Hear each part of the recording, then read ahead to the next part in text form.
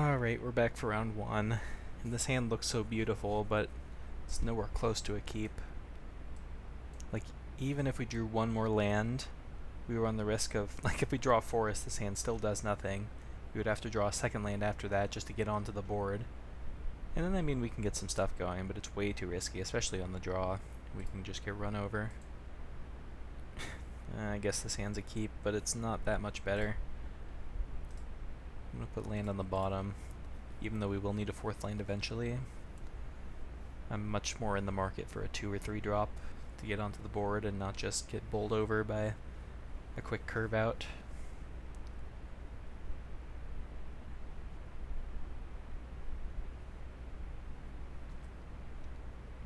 Ooh, that's not a bad draw. Let's go ahead and cast that.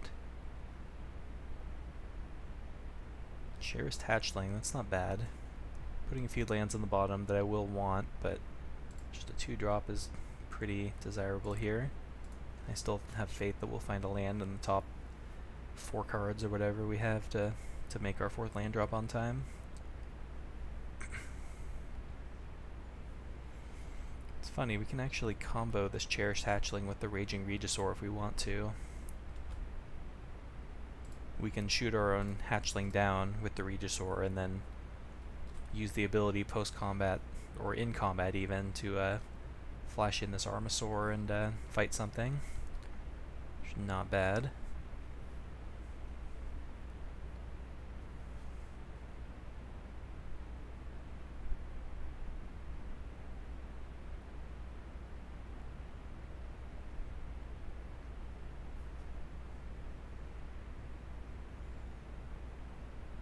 Thunderherd Migration revealing Daggertooth.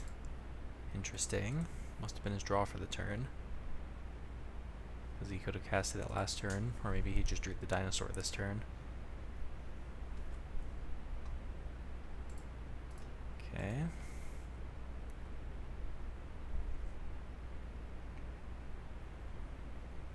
So if I had known what his general strategy would have been, I probably would have just taken a forest. Given his slow start and the fact that we're just going to want as many lands as possible this game. I think it made sense at the moment, though. For the most part, you want to save such cards as Commune with Dinosaurs until you know for sure what you want. And I thought I knew what I wanted, but I still think it makes sense.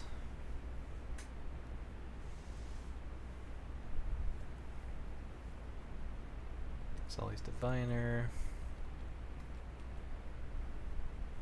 Emperor's Vanguard. That card's pretty good.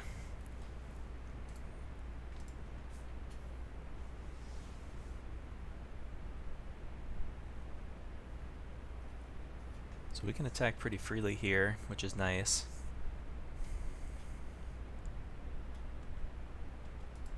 It's the nice card thing about Cherished Hatchling. Like the opponent just has no good blocks on it when I have open mana. They have to assume I have some way to take advantage of it.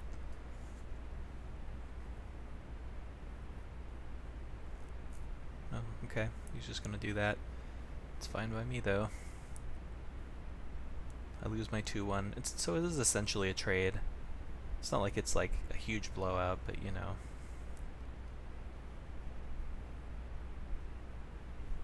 So now I really need some lands off the top.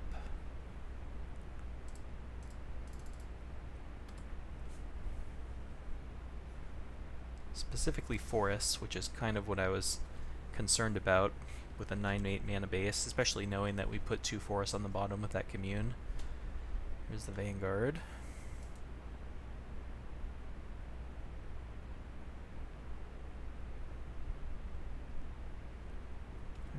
Forest. That's not very good. Well, this is not an enviable position. I'm gonna play the Trailblazer. Pass the turn.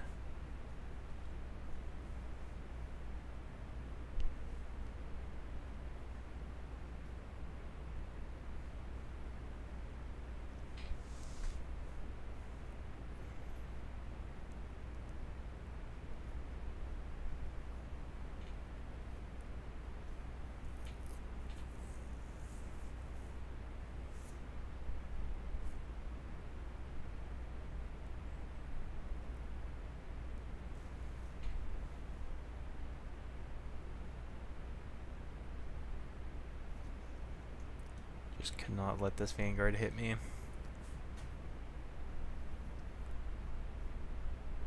Just buy myself enough time. I still think my hand has the ability to go long. It's pretty much the only thing it has the ability to do, assuming we find forests. Okay, that's good news for me. We've got that card pretty well uncovered here.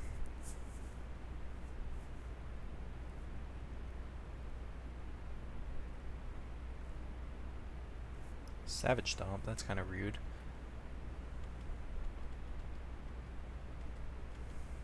It's not the end of the world though. 2-for-1 trade.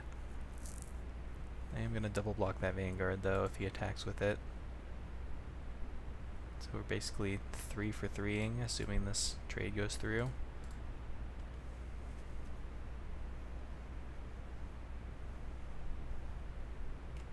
Okay, that worked.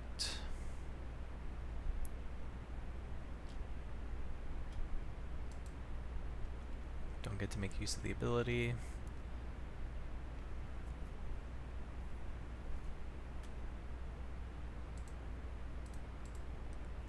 Now I just need the top 3 cards of my library to be forests. Mountain is the most insulting card I could have drawn. But at least the forest now will still let me cast a Dreadmaw. I don't think I'm in a bad position per se, but it's in a very frustrating one. Like I said, if I'd known that we were about to get into a grindy mid-range fight, I would have definitely taken Forest instead of Cherish Hatchling. Would have worked out much better in my favor. Oh, please don't get a Needletooth Raptor. Please don't get a Needletooth Raptor.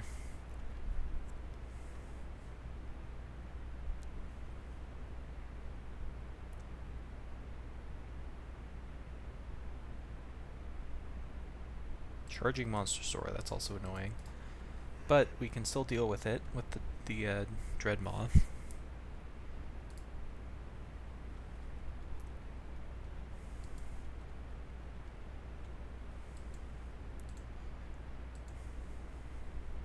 Come on, Forest. So stupid.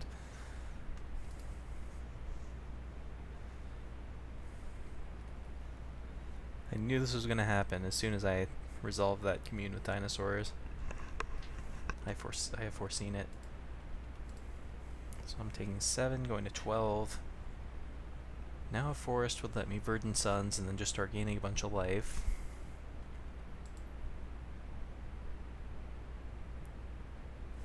Yep, take this.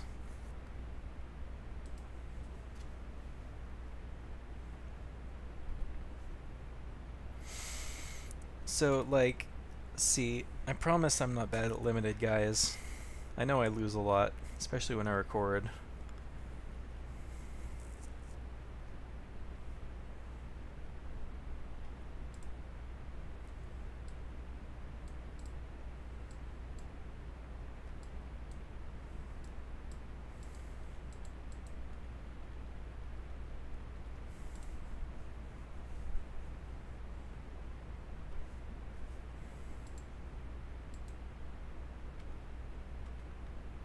So, like, see, yeah, I'm not even going to say anything else about that game. I tend to go on tangents when I start complaining about how things have gone, and that just seems not conducive to this. Okay, anyway, let's move on past that nonsense. Let's take out this Trailblazer, which is awful. Let's bring in Cobbled Wings, which is quite good, in the mid-range mirror. I'm going to hold pat on the 9/8 mana base, even though we got thoroughly destroyed by it that game. Oh man, that's pretty funny. Although actually, come to think of it, assuming the game's going to go a little bit longer, I think it's more acceptable to have to wait maybe 1 or 2 turns longer to be able to cast a Fire Cannon Blast, so maybe 10-7 is more acceptable. It's just in the matchups where we need to deploy this Fire Cannon Blast on turn 3 is where we really want to have the tendency towards more red. I think in this case it is acceptable to go the opposite direction. Anything else I might want? Brontodon just to go bigger. But again, I would have to splash, and I don't really want to do that. This doesn't fix for colored. Tilinelli's Crown, no. I think I'm okay with this configuration. I'll be on the play. Alright, I guess. At least we can cast whatever spells we draw. Oh, why did I say that? Now I'm just going to draw a Colossal Dreadmaws. I jinxed myself last game. See if my luck continues into this one.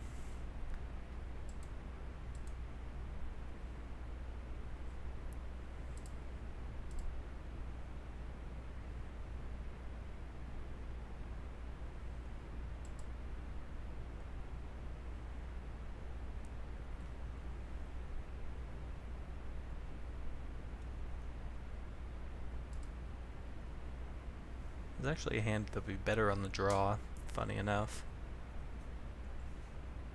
Because we can pretty much safely ensure that we're not going to get run over by a quick start. And now that we're going to get into a grindy mirror type match, and we're going to want to draw both lands and expensive cards. Not so much lands, but the expensive stuff for sure. We could benefit from the extra card. But oh well. Maybe once we get a better idea for what his deck's doing. I still don't know how fast his deck is. Didn't look that fast, but he does have stuff like the Monstrosaur, so maybe his deck 10's more aggressive than it looked that game. He could have just had an awkward draw.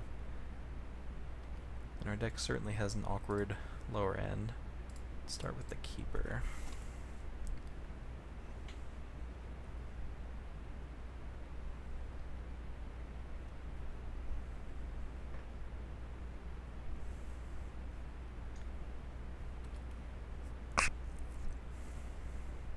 There's an argument to cutting the barrier on the play and keeping in the Trailblazer in case we get a start like this, where we do kind of want to beat down. I think Trailblazer is just so bad when your opponent has a multitude of bigger, beefier creatures, because it does get brick-walled pretty quickly.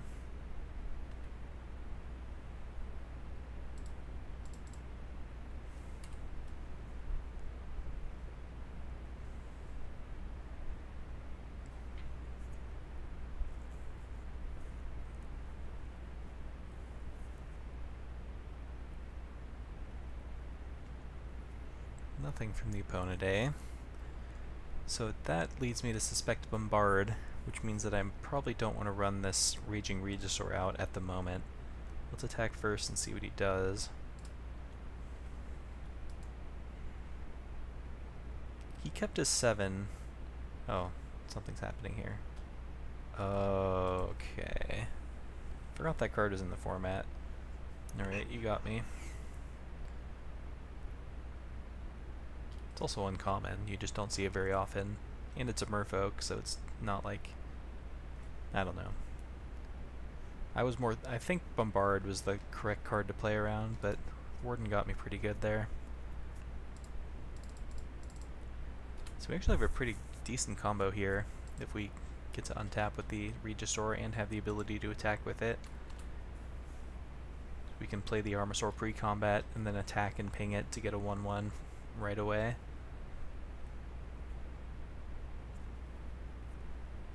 See if that comes to pass.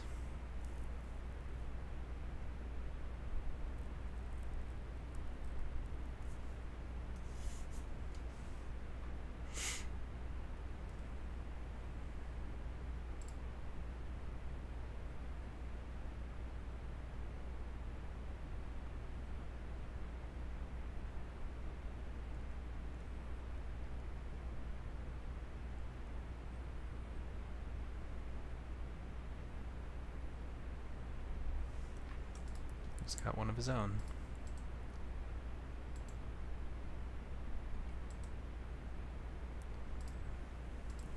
So, I think I am going to make that play, even though making a bunch of 1/1s on this particular board isn't super strong. At the very least, he doesn't have a profitable block on this Regisaur without losing his own Regisaur, which is good.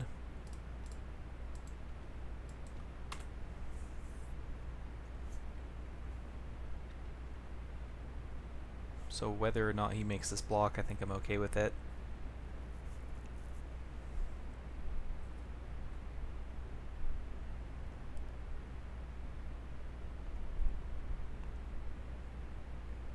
this is kind of what I meant when I was talking about the play versus draw thing. Because now, like, we're ahead on board, but he still has 5 cards in hand. And we're running out of gas pretty fast.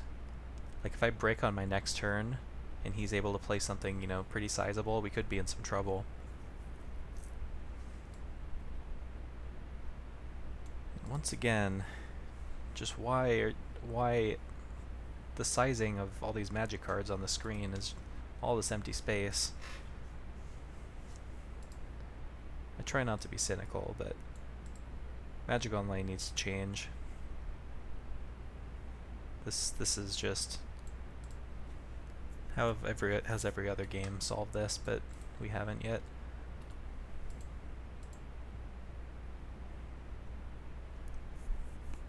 See if he attacks and picks off my Saproling. That would be interesting. I doubted he would do that anyway. So yeah, like this, like I think we're actually behind right now, especially because we bricked. Now we just have to pass and hope to draw like pure gasoline off the top of our deck.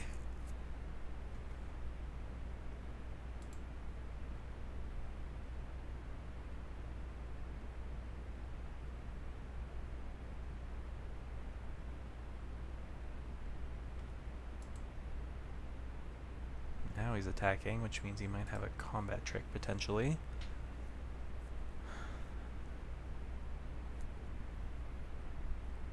See if he shoots down the... He does shoot down the 1/1. So I can double up on it. Then pretty much any trick blows me up. Probably just going to take this hit and set up a scenario where I can triple block once I draw another sizable creature. Or potentially even start attacking, depending on what he does. That's a pretty good follow-up. There's some action. I like that. Can I justify attacking with my Armasaur? I mean, he'll take it. He doesn't know I'm going to be gaining a bunch of life back. But the Avatar actually doesn't block either of his 5/5s particularly well, or attack into them well. I think it's worth sneaking in a few points of damage, though. It's going to be our best chance for a while, once he keeps developing his mid-range board. Oh, interesting. He just wants to trade. I think I'm okay with this trade. Nope. Maybe he's decided he's not.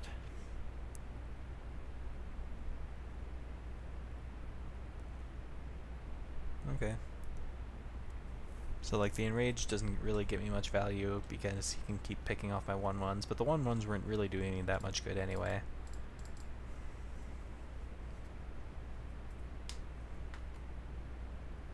Let's go up to 20.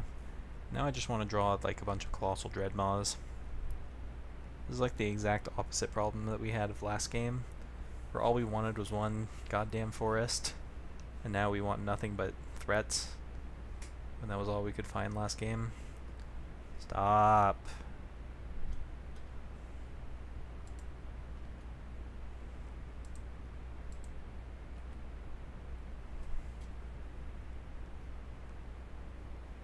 I'm trying so hard to like this format, but it just lets me down every time.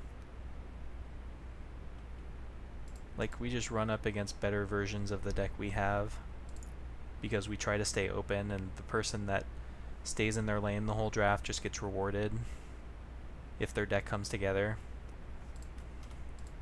It's more of a problem with leagues, really, than the format, but this format just really exacerbates the problem of leagues. And this game's over already.